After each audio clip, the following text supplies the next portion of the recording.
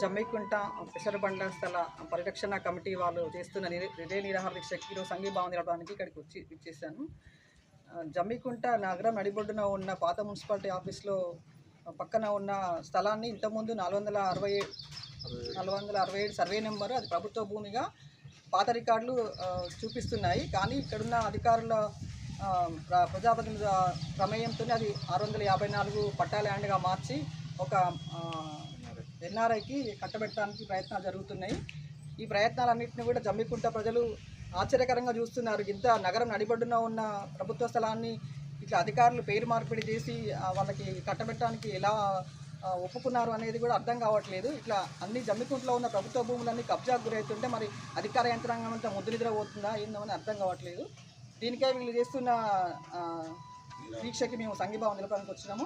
ఆ ప్రభుత్వాన్ని ఎట్టి పరిస్థితుల్లో కూడా ఆ ల్యాండ్ని ఎట్టి పరిస్థితుల్లో ప్రభుత్వం కాపాడి ఏదైనా ప్రజా ప్రయోజనాల దృష్ట్యా దాన్ని ఉపయోగించాలని కోరుతున్నాను.